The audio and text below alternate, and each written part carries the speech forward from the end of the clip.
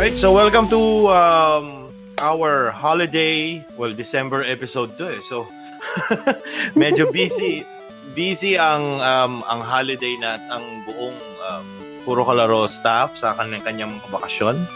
So this is the only time that we're gonna record, or this is the last recording for the year 2019. Yan, excited ka na ba? Leaves 2020. Yes, I am. Ang daming games na upcoming ng 2020. Alam niyo yan. We have, di ba? We have Final Fantasy 7. We have Resident Evil 3. Ano pa ba? Correct. Upcoming. Ako kasi yung dalawang pinaka-major na inaabangan ko eh. I'm not sure about Cyberpunk 2077. Ano pa? Let's do this. Actually, ang dami. Sobrang dami. Kasi mga ano to eh. Yan yung mga pinag-awayan ng mga third quarter ng 2019. Ano, boss? Kaya ba natin tapusin ngayong taon to? Hindi.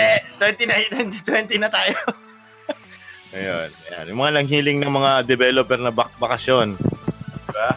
Huwag naman tayo mag-crunch time ng December. January na tayo mag-crunch time. Diba? Yeah. Para maiba naman daw. Oo, maiba naman. Kahit yan, Final Fantasy, I think they're doing their crunch times and all that. I think delivery date is when ba sila? May-ish, you know?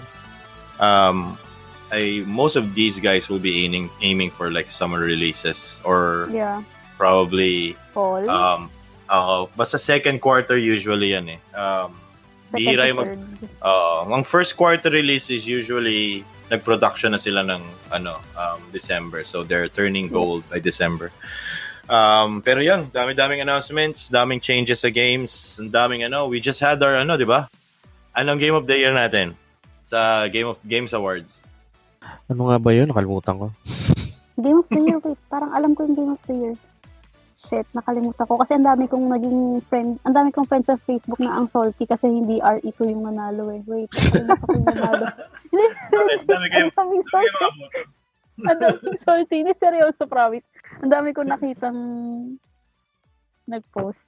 Sekiro, di ba? Sekiro. Tama ba? Sekiro, di ba? Tama. Sekiro. Sinabi mo na ba kanina? Parang hindi pa. Hindi pa. Kaya sabi ko inaalala ko mabuti. Yan. Hindi ano ba ni-expect nyo na manalo? Or wala sa nomination? Wala sa nomination. Wala akong masyadong. Diba Control maganda daw? Maganda yung Control. Although I was expecting Outer Worlds kasi isa pa yan. fan-pushed what do you call this? The fan-pushed series. Kasi nga, because the makers of Outer Worlds is Obsidian and the fans actually loved Fallout Vegas.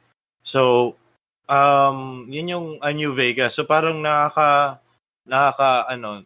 medyo doon ako na parang, pero deserving ang Sekiro. I just don't think that Death Stranding and Control should be there. Kasi nga, medyo maikli pa yung time nila to be included. Pero both are also great games. And I understand the judges, or the Games Awards, if they included Death Stranding and Control. Kasi syempre, saan mo naman ilalagay yan? Kawawa naman si Kojima, nagpaka-release yan ngayon. Pwede naman siya mag-2020 release, di ba? At saka, malaking fan yung isa dun eh. Oo nga eh. Hindi pa pwedeng hindi, no?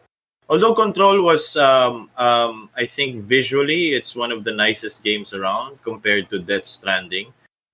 Sekiro is just that, hindi lang nila in-expect kasi they expected like another Souls game, reskin parang, ano nga yun, babes? Yung game sa game sa PlayStation lang.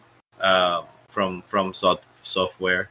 I think they're thinking that it's like that, pero it's totally different. It has different mechanics and all that. So maganda yung Sekiro. I haven't played it yet.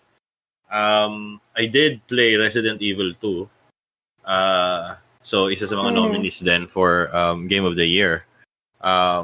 Pero yun nga, nagulat din ako ba't hindi nanalo ang Resident Evil 2. Kaya lang kasi parang remake na siya, di ba? Yeah. Parang remake na siya. Pero nostalgia-wise, Oo, parang Kasi masyado may malaya, fan no? base na eh. Oo, Hindi masyadong kasi madaya. yun pa, may fan base na kasi siyang existing. So, Pero yun, I'm happy for Sekiro. Kasi kahit pa paano, mahirap talaga manalo mga Souls game kasi nga everyone hates that game kasi sobrang frustrating. Pero, ayan, at least nanalo na. So yun, madaming actually mga best action game, Devil May Cry 5. Tinalo nila yung Call of Duty Modern Warfare. And yung mga Apex Legends, Metro Exodus. Kasi medyo niche market ang Devil May Cry at this point. Kasi di ba sobrang tagal na ng Devil May Cry series eh. Tapos ang dami ng mas okay na games kesa doon. Mga hack and slash. Katulad ng napaltan ng Devil May Cry ng anong tawag dito? God of War series, which is hack and slash din. Mas nakaka-satisfying. Tsaka yung mga Diablo series. Ayun. Action adventure. Sekiro also beat Borderlands 3 naman, which was my bet. So ayun. Pero daming news ngayon, daming sobrang news. If you guys watched The Witcher from Netflix. yes, I did. Witcher. Kailan mo tinapos? Pagka-release parang ilang lang kahit nasa work. sorry po. Baka marinig nila. Kahit po nasa work. Gumagamit ng resources ng opisina. Oy, hindi Grabe, Puyat. Hindi, promise, puyat talaga kahit 8 episodes lang siya. Pero kasi ang ganda talaga nung casting for Henry Cavill na alam mo na nung pagka-release pa lang ng news, 'di ba, na si Henry Cavill yung nag-cast, parang ang dami kagad ng bash sa kanya. Like just what happened to Ben Affleck when he was casted as Batman. Diba, actually kasi more often than not, hindi ko kasi alam palagi nilang napipili itong actor na to eh. Pero lagi nilang pinipili kasi pag medyo dark yung theme, pag medyo brutal yung character, iniisip kagad nila, si Mads Mikkelsen pwede dyan. So pag hindi si Mads Mikkelsen, nagagalit yung mga internet fans kagad. Ay nako. Nakatawa lang ako. Pero I mean, Mads would be perfect for Gerald. Kasi nga, more often than not, lahat ng, hindi ko alam kung lahat pero most films that Mads actually stars in, kukunti lang yung dialogue niya. And that's Gerald. Talagang bihira siya magsalita. Kasi nga, di ba? More on action. Oo, kasi nga parang wala talaga siyang hindi siya marunong magipag-interact sa tao eh. Di ba? Can Mads do yung mga action scenes? Yun lang. Oo naman. Kasi marami siyang action movies. I forgot this particular, hindi to it's not really a blockbuster movie, pero I think he did like, I don't know, a warrior movie and all that he was like the last Viking, I think, or something like that. That would be caught kasi nga the entire Europe was being Christianized. Tapos siya na lang yung parang pagan na warrior na hinuhuli siya and all that. Pero yun, sobrang mamamatay tao talaga siya. Tsaka laki ng katawan naman nun, no? Ito, I mean, have you seen yung Hannibal? Hannibal, which one? Yung sa Netflix. Yung series ni Hannibal. No. So yun, if you guys, I mean, there are very small parts because, alam naman natin si Hannibal is a serial killer and all that. Pero they made like their sort of version of it when the guy that Edward Norton played in the movie Hannibal, parang nagkaroon sila ng laban. Tapos meron din naglaban din sila ni who's this actor? Si Lawrence Fishburne was in that series din. Medyo naglaban sila with a knife. So parang martial arts ang dating. So, ang ganda ng mga moves niya. Sabi ko, ganyan ba si Hannibal Lecter? Medyo sobrang martial artist naman masyado. So, ang dating. So, parang, I mean, if action sequence goes, he moves the same as, I can even compare him to sino to? Si Keanu Reeves. Kasi pareho sila ng stature matatangkad na tao. Tapos payat, tapos, may katawan naman, and all that. So, pareho silang move. Mga internet, mga movie, Hollywood Kung Fu, ika nga. Kaya nila yan. So, pero yun. Kasi, For me, yung kay Henry Cavill, parang 'di ba ang dami kagad naging skeptical sa kanya. Pero so far, ang ganda naman nung pagkaka-portray niya kay Gerald. Well, Hands no down. doubt. No doubt. Hands down talaga. 'Di ba? Henry Cavill did a great job. Mostly, I think, because he's a real fan of the games. Yeah. And he has also read the book, so he basically knows How?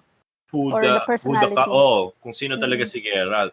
Pero I think for me talaga is he even I think thanked him in one of his videos. Is that the voice of Gerald, which is Doug Cockle, doon siya kumuha ng inspiration kung paano niya gawing boses yan. I mean, at this of course the Witcher series, he's English or he's British, so medyo nilagay niya ng accent niya ng konti. Pero yun, si Doug pa rin talaga yung kinuha niya lang na malalim, na yung mga, yun nga, I mean, yung effort niya ni Geralt I think there's already a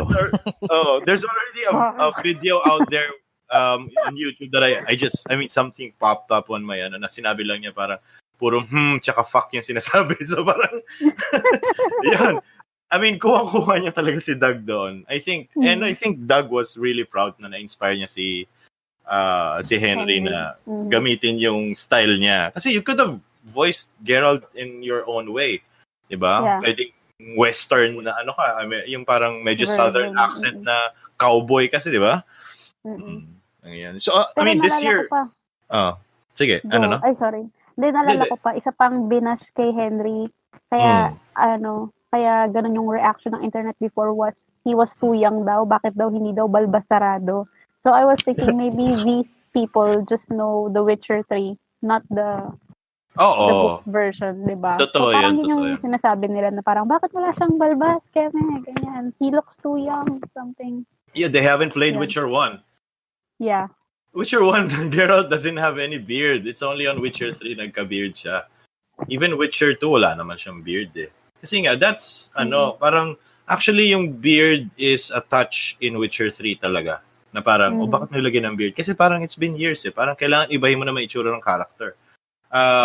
It turned out great. Siyempre, magagaling ang mga artists natin. Pero otherwise, I mean, The Witcher ngayon, pwede namang wala eh. Pwede namang wala siyang beard. And even in-game, you have that option. He just looks different. Hindi siya medyo brutish and So, yun. Tsaka, syempre, graphically represented, Witcher 3 is much more better to look at sa mga cutscenes, sa mga ganyan. Ang ganda talaga patignan si Geralt doon. Tapos ginagamit. Oo naman. Dami niyang dialogue and all that, di ba? So, yun. Yun lang. For me, how the story was created was this is created for Netflix series. Hindi to katulad ng ibang series. So if makita mo to sa ABS, it will not work sa local natin. If you see it anywhere else, if they sell this, Netflix sells this to like local networks and all that, it will not work. It was made for Netflix for consumption of the entire series in one bang. Kasi hindi mo maintindihan yung storya because of the time jumps, because of yung may mga kulang na story that can only be explained on the last 2 episodes of the series. Diba? So, yun. Medyo maguguluhan talaga yung mga fans kung ano. Lalo na if they haven't read the books, these are just gamers who actually know Witcher. Mahirapan talaga sila makarelate dun sa game. Kasi parang marami silang hanapin ng characters. Ay, ba't wala si ganito? Ay, ba't ganito itsura ni ba't ganyan? Although, kasama mo na rin yung mga nakibanwagon. Although, na hindi rin magigets. I do have a problem with some of the castings of the show. I don't have a problem with Yennefer. With Yennefer, I think she's okay. She could have been a little taller. She could have been a little taller and more robust. Meaning yung parang medyo mukhang mas curvy, gano'n. Mas mukhang white pa siya ngayon. Yung parang typical na Southern American girl na ganyan, na hindi blonde. So brunette. So yun. Triss, I'm Tris. siguro 50-50 siguro kay Tris. Kasi okay naman yung acting niya. Okay. His acting was not bad. Although medyo sobrang dark ng color nilang dalawa ni Yennefer no pag pinagtabi, parang parang may scene yata sa boat na magkatabi sila, parang sabi ko kaya mukhang kasi nga nasanay tayo sa sa mga gamers nasanay sa romance na gustong-gusto nila because the first two Witchers were with Triss. And the gamers were like used to seeing her. But in the books, Triss was lightly mentioned. Only in the novels, but on the short stories, it was really Yennefer. Siya talaga yung problema ni Gerald ever since. Kasi hindi niya mahindian si Yennefer. Siya talaga yung counterpart niya talaga. Also, siguro ang pinaka-problema ko doon is what's her name? Nawala sa isip ko. I was just thinking about her. Pero it was the sorceress that was placed in Nilfgaard. Blah blah blah. Wait, name nung alin? Vigo. Her name is Vigo. Fringilla? Oh, Fringilla Vigo. It's just I don't think that the actress that played her did her justice when she was being cruel. Kasi yung mukha niya ang bait. Ang bait pa din. Ang bait ng mukha niya. Yun ako naiinis kasi parang hindi para evil smirk. Oo, pero para hindi siyang naka-evil smirk. Oo, iniisip ko parang si Darth Vader to mag-switch to the later part. Which is alam ko naman mangyayari yan. Kaya lang parang nasasayangan lang ako. I mean, and portraying a black woman as the antagonist is like parang medyo mali na yata yung di ba? Mali na yata yung inihirit niya noon. Di ba? Usually nga dapat nga pang puti yung mga kalaban. Tapos gusto mo bida yung mga colored people, di ba? So yun. Yep. And nakakatawa rin lang ito. I don't know if they are the ones who are speaking right now against the Witcher series and all that. But there was an issue with the Witcher games that they were looking for the colored people in the Witcher series. Bakit walang mga bakit wala daw colored na ganyan? Eh parang syempre ang defense is parang we didn't think of it that way. We were just thinking that this was like we were taking the setting of like the Dark Ages, Eastern European setting na parang walang-wala talaga yung mga tao, galing sila sa gera. Actually, Central European yun kasi nga because of the Nilfgaardian empires, the counterpart of like the Holy Roman Empire kasi black din sila and all that. Tapos, iba yung mga salita nila, kino-conquer nila yung buong England. I mean, buong Europe and all that, diba? So, ang nakakaano lang doon is parang, hindi ko lang alam kung sila nagsasalita ngayon na parang, bakit yung mga colored naman ngayon sa ano? So, parang, hindi na natapos ang issue sa Witcher talaga. Lahat na lang talaga may issue sila sa Witcher. Pero, I mean, I think I highly commend it. They could have done a lot better kasi nga I can see the budget is already being stretched sa series na yon. Ang payat ng mga dragon and all that sa para sa ko. Huy, pati yung armor ng Nilfgaardian. Diyos ko, naawa ako sa huling part. Sabi ko, ano to? Parang plastic. Oo. Kasi I've read the short stories and all that. I haven't read all the novels yet. Pero I've read all the short stories part.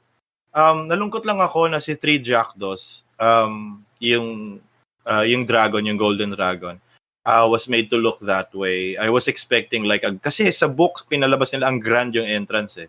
And the way the books actually played and how the battles were fought was very different. Medyo mas grandiose yung nangyari dun sa books. Kasi may mga wagons na, may mga kabayong marami, sumusugod dun sa dragon.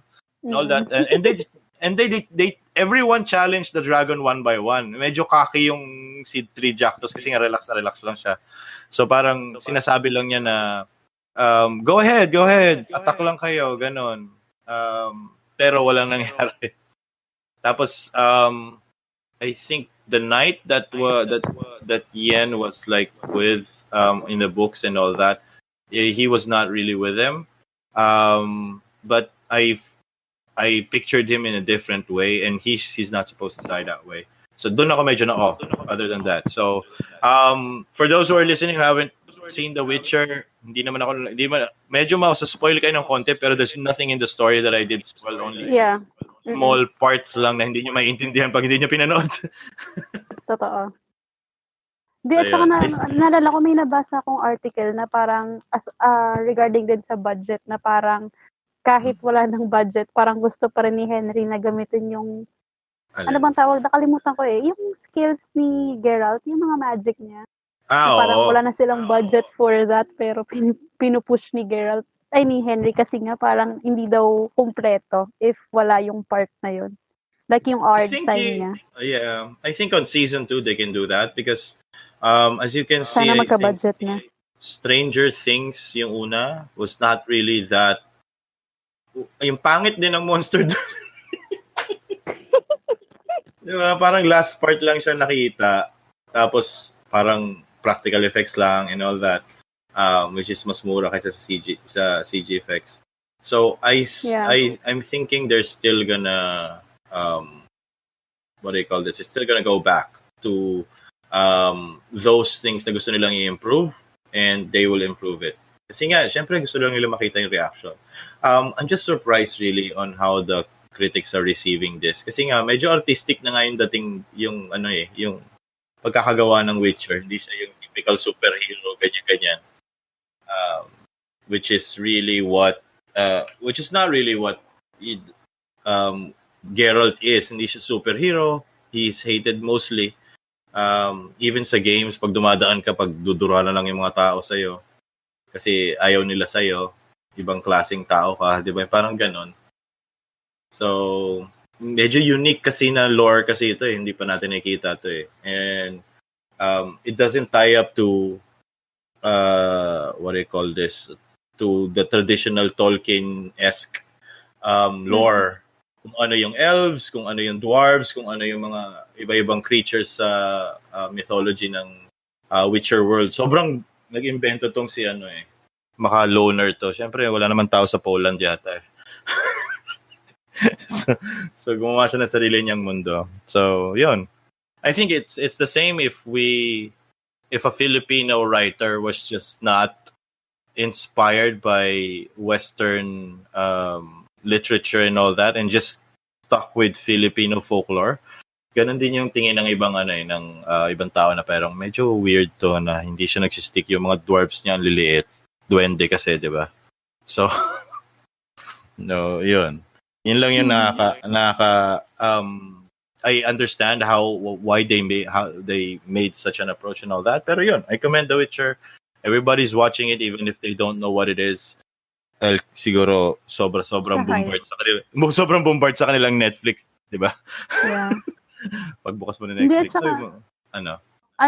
din. Sobrang hype din. Ang daming nagpo-post. Oo nga eh. Tsaka siyempre, si Superman yan eh, 'di ba? Yeah. So, yun pa, iba yung hatak ni Henry. Oo naman, 'di ba? Mas maraming babaeng gustong kumain sa kanyang ulamin. So, Hoy, grabe ka. Oo. Pero I was just surprised they didn't go with the cat eyes. Yeah, yun Kasi din. I thought they were going with that. Madali lang naman gawin siguro, yan. walang budget. Oo, or contact lenses man lang. Sabi ko siguro pag uminom siya ng potion, kaso hindi, nag-iitim lang yung mata nila. So parang, oo nga. Cute gano'n. Natawa ko doon sa, may magic nature. Oo. Nakakaano lang. Marami ka na siyempre ina-expect eh. Pero maraming callback sa games na nakakatawa. Nakakatuwa rin, di ba? Yun. Ito pa, hindi, meron pala akong isa pa. If they can cast Renfli as beautiful as that, bakit hindi na lang nila ginawang pula yung buhok tapos siya na lang yung tris? Ang ganda kaya ni Renfri. Di ba? Yeah. Oo, totoo. Parang pwede, mas okay pa nga. Sabi ko, pwede siguro ito yung mga, yan ito si itsura pa niya, is talaga makikita mo na siya yung pwedeng pagselosa ni Yennefer eh. Oo. Di ba? Parang hindi ka nga magsiselos dun sa nakas nila na tris eh. Parang, Ay, Ben? Uh, Charot. Tapos, eh, wait lang, may naalala ko na parang, may naalala kong meme sa Facebook na parang, di ba, mm, sabi nila, parang, ano yun, manga, tapos yung keme. Tapos anime, yung dun sa game na version ni Tris. oo. Netflix series, biglang yung picture ng latest. Tapos, basta parang merong reference dun sa game na parang, okay lang yan kahit yan yung itsura ni Tris. Parang, let me drink 1 barrel of ale first before we have, para daw maganda. Ang set. Para gumanda-ganda. Oh, Gago lang yun. Chinese. Wala. Ay, nako. Ganon talaga. Nakakatawa din yung accents ng mga, yung mga dwarf. Dun sa, tunto ako, yung you piece of shite. Yung gano'n na gano'n sa game. Wala lang. Oo, I think sa Witcher 2, he appeared. Importante yun eh. Importante yung isang dwarf doon na makulit. So, diba? yun. Although mas makulit siya doon sa series, kaya gusto ko. I think Dandelion was portrayed very well kasi nga, even in the games, he's so annoying and he's parang off dun sa story. Pero that's him. Even sa books talagang, ganun talaga siya. Parang, can I read through him? Parang ganun lang iniisip ko di ba? Sa movies, kung sa sa game yun, ini-skip ko na lang yung mga dialogue ni Dandelion kasi parang, ano ko pag-usap sa'yo, pare Mas okay pang usap yung mga dwarf mo na kasi nga parang malalim, may pinaghuhugutan, may prinsipyo. Si Dandelion, wala, babae yung prinsipyo kasi nun eh. Oo nga. Parang, sino yung susunod? O si ganito, magkikwento ka na naman. Totoo talaga. I have recordings of me playing Witcher and all that. I usually skip fast enough. Kasi syempre, sa dialogue choices, malalaman mo kung ano yung matatapos kagad yung dialogue. O maghuhukay ka pa ng storya, di ba?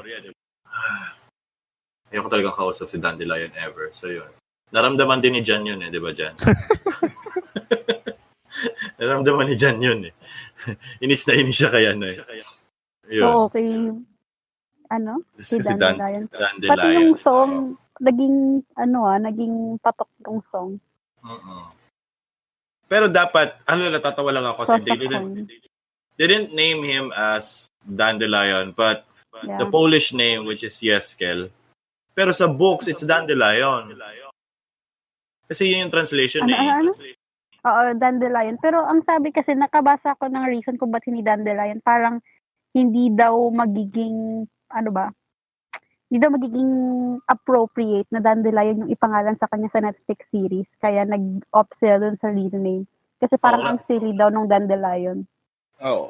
Nagigets ko naman. Silly naman talaga siya Kung Dandelion yung pangalan niya, di ba? Parang pumasok pa. Kaya kasi parang yung Jasker yung pangalan niya. Parang, bakit siya ang kulit? Bakit ganyan yung pangalan? Dapat comedy, di ba? Parang pangalan ng clown. Which is appropriate. Even sa books is named Dandelion sa English translation.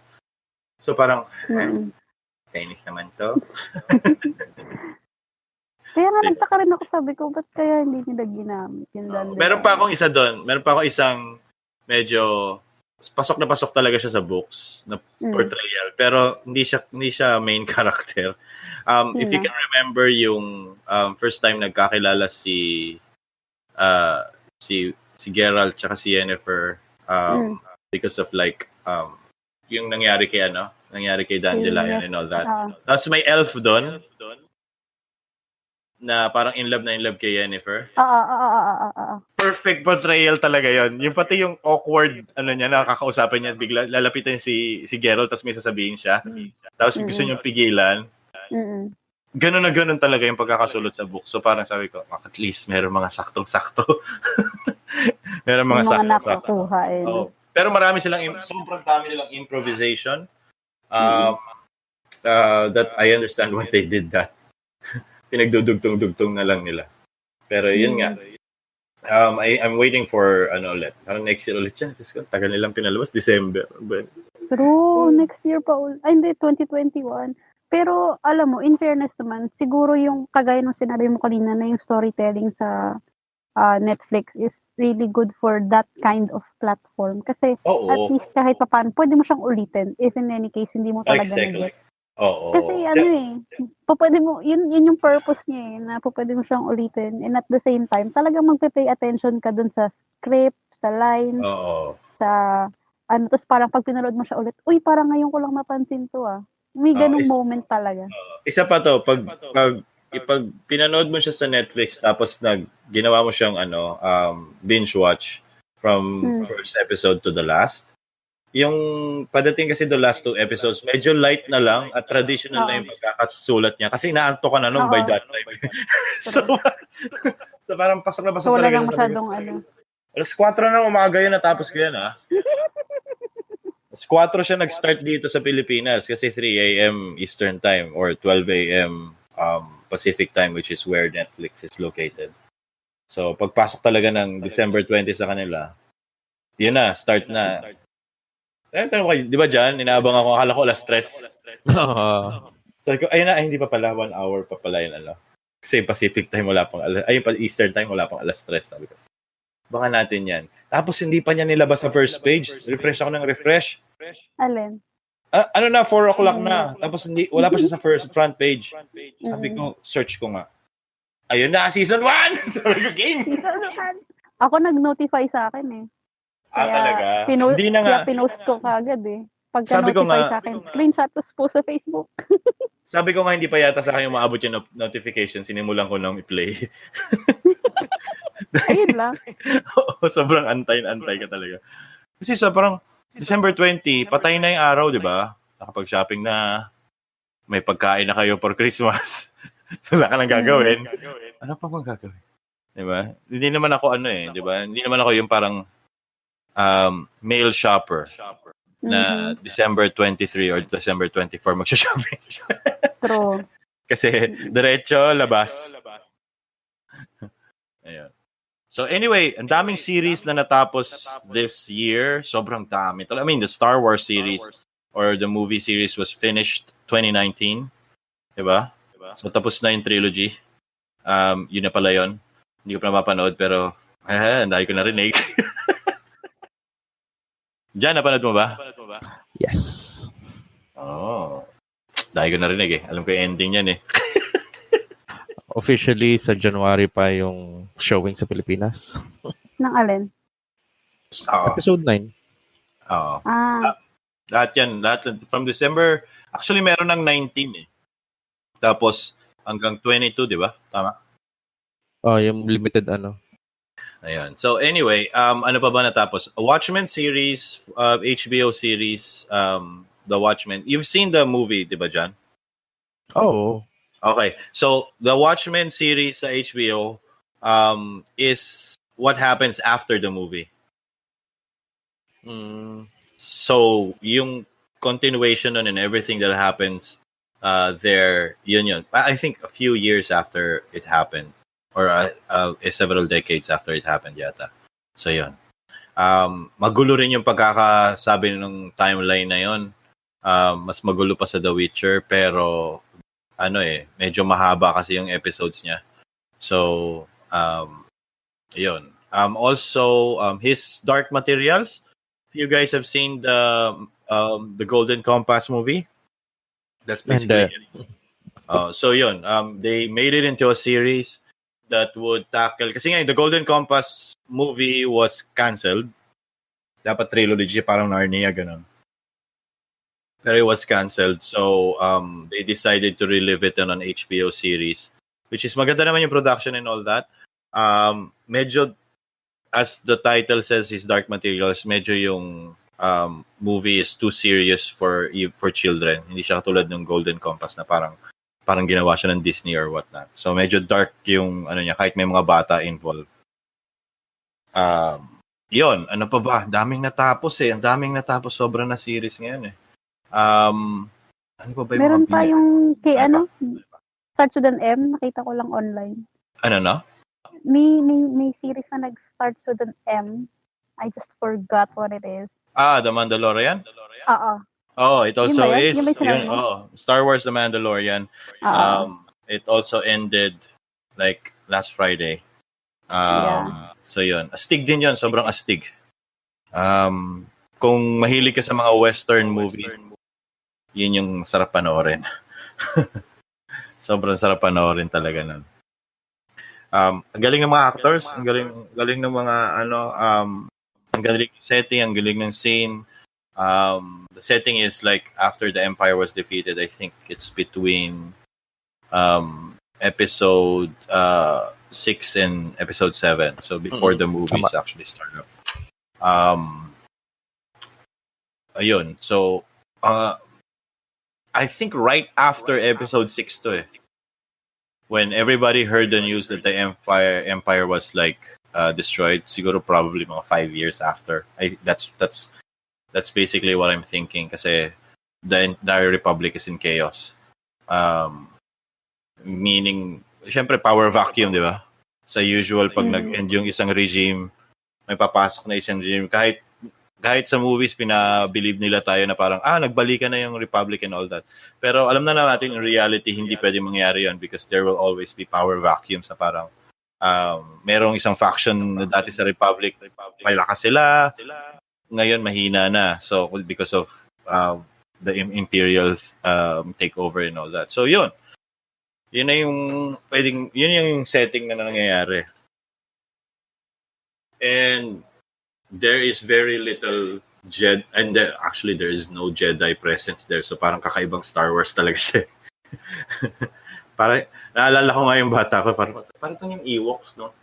Hindi ka nakakita ng Jedi. Puro Ewoks lang. Tsaka mga tao. Kaya nga siya nag-fail kasi siyempre ang gusto ng mga tao makita ng Jedi. Although it was mentioned there, kaya lang very short.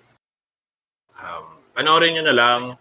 If you guys are looking for something to binge watch the rest of the year bago magpasokan ulit, go ahead. Sobrang daming natapos ngayon.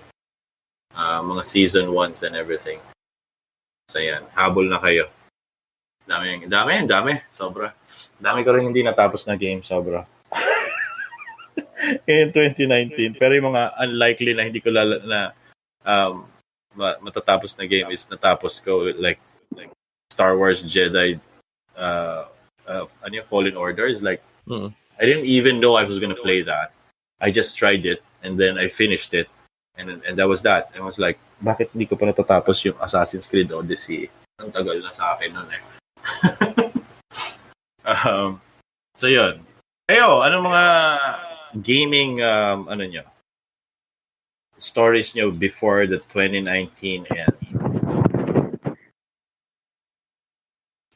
Meron ba tayong improvement dyan, Vibs, sa gaming situation mo?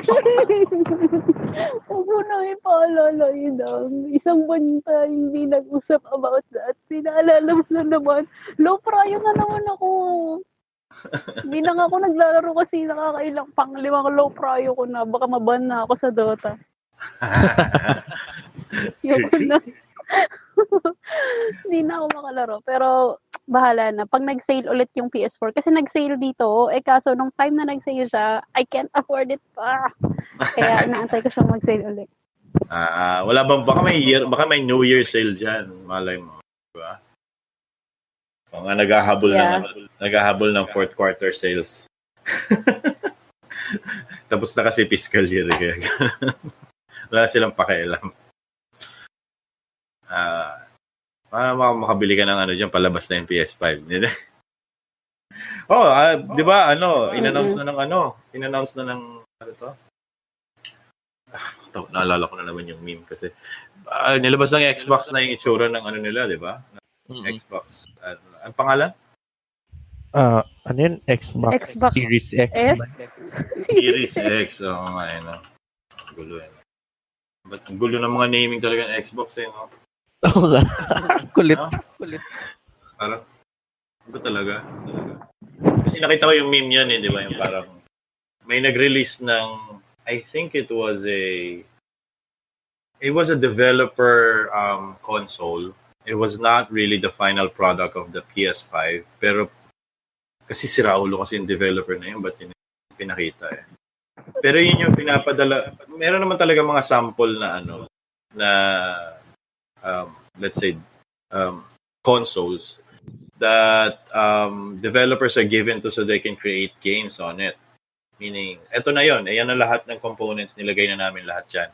Pero yung final look ng game is hindi ganon. Yung itsura niya, mukha siyang Mukha siyang modem. Mukha siyang modem. Ang pangit talaga. Nakita mo na ba yun, Jan? Yung nag-leak na itsura ng PS5? Ay, hindi. Ay, parang hindi naman legit yun. Hindi, legit siya, pero hindi siya yung itsura ng PS5. It's a developer version. Meaning, ayan na yung PS5, gawa na kayo ng games, pwede niya i-test yan. Oo, yan na yun. Ibig sabihin, lahat ng dev kit siya. So, lahat ng component na yan na yung gagamitin natin. So, maglaruin nyo na. Ibig sabihin, gamitin nyo na for it and everything, that's yours. Pero it doesn't mean that that's gonna be final look of PS5. Pero siyempre, ginawa na siya ng meme na tawa lang ako. Kasi pati yung Series X, ginawa nila yung itsura daw mukhang refrigerator. So, nga, parang mini fridge. Oo, mukha siya refrigerator. Tapos tapos lahat ng mga console na parang sabi ko, oh my God, sabi ko, pinagtawanan na naman nila lahat. Yun lang. Nakakatawa lang. Para sabi ko, kalimutan ko parang kalimutan ko yung PS5 na yan. Tingnan ako kung may ma-search ko. Ay, nako. Ay, Ayan. PS5. Ayan, sabi niya. When PS5 be looking something from Star Wars. Pero kasi di ba, parang ang alam ko magkakaroon ng backward compatibility ang PS5. Oo, ganun din naman. I think ganun din naman lahat yan sa kahit naman sa PS4, di ba, may backward compatibility and all that. It's just that, what is the extent of the backward? Yeah, Will they be very generous this time?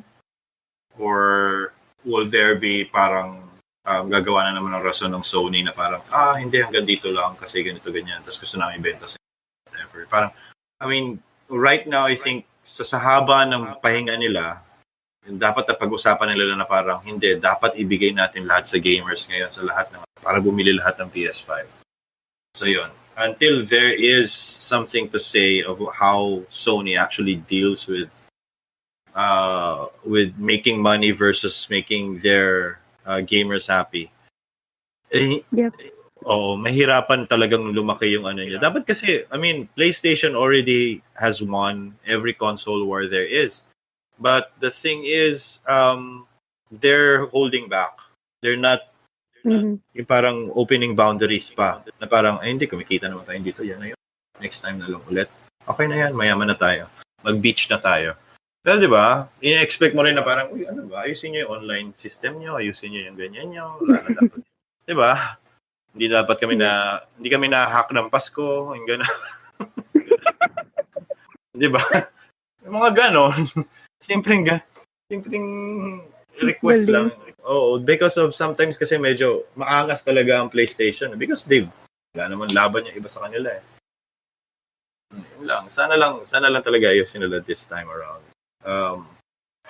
Hindi naman hindi naman mamibigay ng mga goodies or good news ang Xbox kung wala silang, kumbaga kung talo na talaga sila sana. Siyempre, they're trying their best talaga na matalo yung PlayStation. Kaya lang, hindi nila matatalo kasi nga, because of, Pero yun lang. Sana lang, what do you call this? Ayusin nila next yung mga issues, yung mga ganyan pagdating sa PS5 because dami naman excited, di ba? Sa PlayStation. Kahit naman ako excited ako sa mga games ng PlayStation Lalo na yan, wala na, hindi na ako bibili ng PS4 Antayin ko na lang yung PS5 kasi lahat ng mga games na lalabas ng 2020 pasok sa PS5, di ba? Mas maganda pa yung graphics, mas mabilis. 4K na siya. Sana 4K na siya. Kasi kami sa PC nahihirapan pa rin hanggang ngayon sa 4K. Kahit mas malalakas yung mga machines namin, mas malalakas yung machines namin sa mga pinramis nilang magiging laman ng mga next-gen consoles, the technology is still not there to actually run 4K at like 60 frames per second or even more. It's still 30 frames per second steady. That's it. So you're watching a clear movie. So parang kang Ultra HD TV lang. Ganun lang kalinaw. Wala na siyang ililinaw pa. So yun, kung Marvel, last Marvel movie? Yung last Marvel, Infinity Gauntlet. Hindi, Infinity Gauntlet. Ano yun? Parang ano yun? Pangalan? I forgot. Wala na sa isip ko. Infinity War? Infinity War. kung ano gano'n siya kalinaw, gano'n lang. Kung sa 4K, gano'n siya kalinaw. Gano'n din yung makuha natin sa games. Wala na siyang ililinaw pa.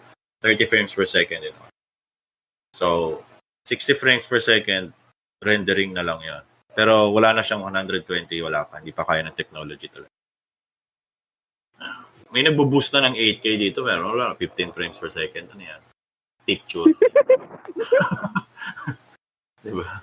Yan, picture. Ano ko yung 8K na yan? Kasi ngayon, I mean, even gamers, even yung pro gamers ngayon sa PC and otherwise, are gunning at like 144 hertz for your viewing pleasure. And they're already sporting like 1440p and all.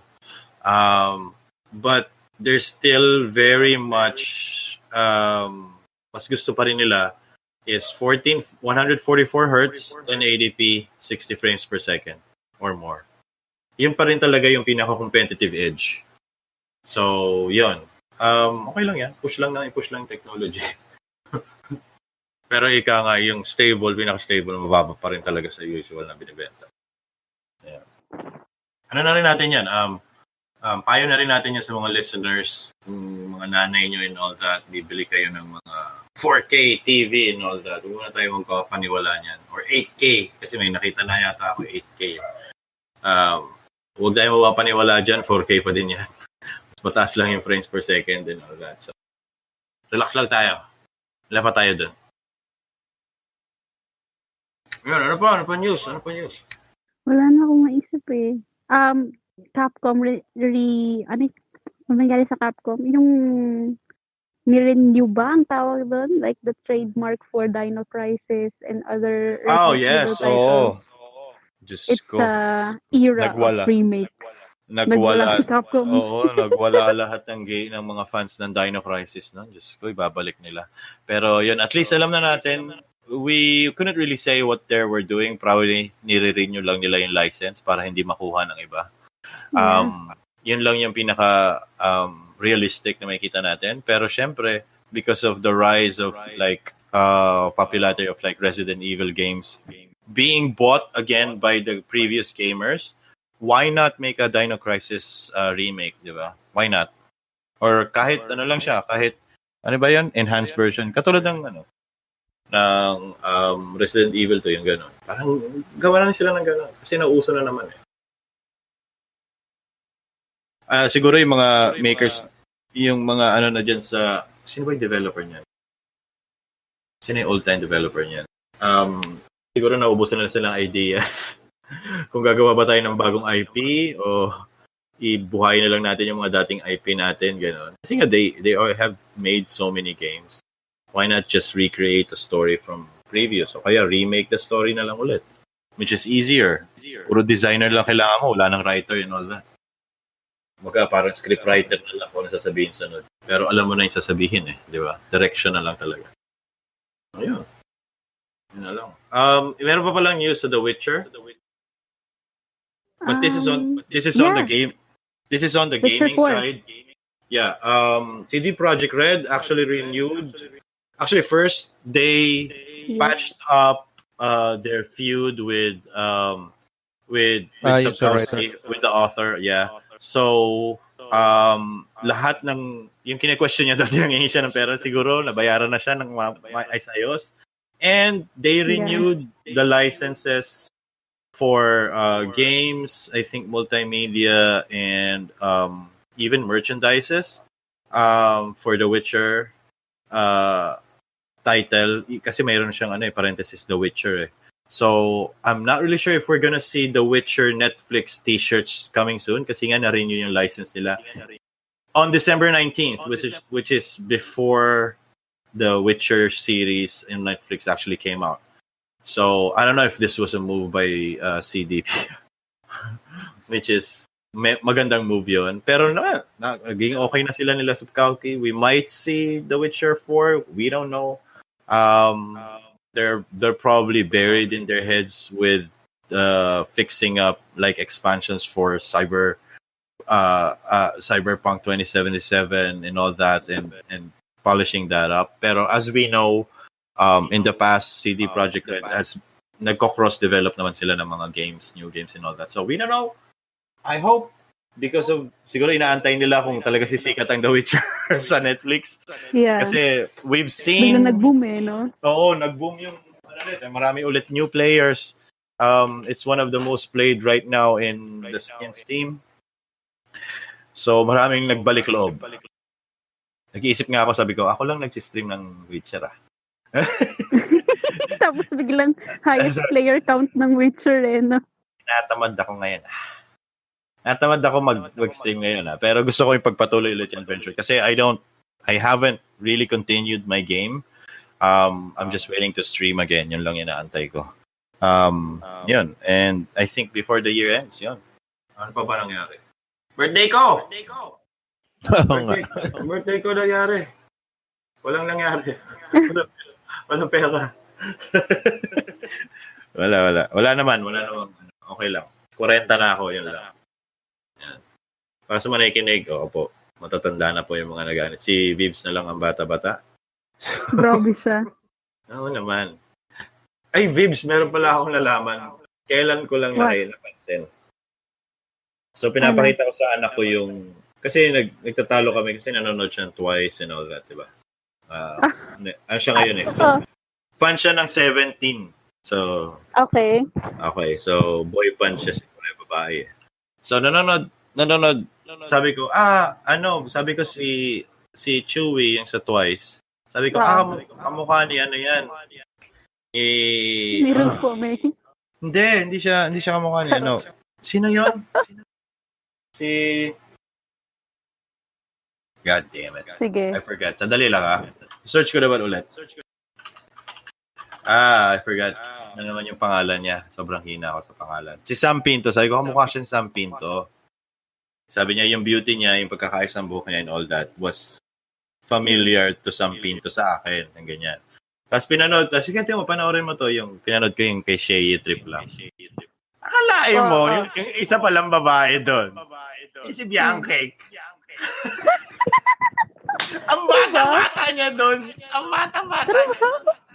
I-Google nyo ngayon. Sige. Shea. Trip lang. Oo. Tapos makikita nyo kagad yung screenshot ng video. Makikita nyo na kagad si Bianca. Ibang-iba itsura. Teka. Oy, para sa mga fans ni Bianca dyan. Nakinig kayo. Kala nyo, Natuwa ako. Sabi ko, teka. Si Bianca ba yun? Ganda-ganda ka pa naman kay Bianca. Iba talaga yung itsura niya. Kasi siya ba yung naka-stripes? Oo. Siya ba yung naka-stripes? Oo. Guys. Nene. Panoorin niya. Nene. Sobra nene. Grabe. Diba? Diba ngayon may kita mo parang, yung hot ni Bianca, diba? Parang siya yung parang Sam Pinto ang dating ngayon. Pero yan siya dati. True. Just funny to see, man. I mean, nakakatawa lang panoorin. Ayos yan. Sarap lang makita yung mga lumang. Pinapanood ko talaga rin yan kasi yun yung mga gusto kong mga rap music video na nag-try tayo noon na maging relevant sa rap and R&B and hip-hop and all that. Kaya lang struggling pa. OPM struggling naman always. Puro hugot ngayon ang uso So, yun. Wala anong plans. Ayun. May nagpag-usapan na ba natin to dyan? Kung ano yung plans natin for 2020? So, siguro, before our episode ends, we're gonna brief you on whatever is happening on 2020 for Puro Laro. So, mainly, we're gonna... Kasi 2019 we were mainly just doing shows, diba, on reacting on a lot of things compared to the previous year 2018 where we had a lot of guests. So we're gonna go back to that. We're gonna have a lot of guests again, and we're gonna go into the lives again of the gaming industry. Hopefully, some of our prized guests na pinaplano namin this year is makuha na namin for the year 2020. We're gonna probably have a lot of pro gamers around. Some of the heads, hopefully, of these new trend of parang talent agency bosses. So yan yung mga gusto nating maging guests on how really it works. Kasi malay mo, may mga nakikinig pala dyan, aspiring streamers and all that. How does the business really work from the inside? And how does one really make this into a livelihood? For some, kasi not everyone will make it to the top. Medyo sobrang mahirap talaga yung industry and all that, lalo na kung marami kang kompetensya. But we're gonna dwell into that. We're gonna get some guests around to explain it to what. Kasi as like you guys, we're also in the dark. We have a small idea on how it works. Pero not really on their view. The industry level. Yun nga. Iba So, yun. maganda yung meron tayong Speaking insight na of- gano'n. So, Speaking of, sorry, before we end the episode, babanggitin ko lang, sikat na sikat kayo yung Esports Freedom Wall. If you guys can check it out. Ang daming naglalabas dun ng, well, just like Chismis any ba to? other Freedom Wall. Yeah, daming chismis. Seriously. Like, ang toxic ng mga tao. Parang doon mo marirealize na ang toxic ng mga nasa esports. Na ang daming issue. Esports ng Philippines ba to or international? Yeah, Philippines. Philippines. Talaga? So, Wow. local streamers. Wow. Go check it out. Nakakatawa to Sobrang to Para tong ano ba to? Yung mga university freedom walls like narinig ko sa ganito. Ganun. Oh. Baka shutdown din joke lang. Parang na-shutdown yata yung UP. Anyway, so yun lang. Any other announcements, John, that we can present before we end it? So, wala. Kailangan lang natin mag-revamp ng mga things. Ganun lang.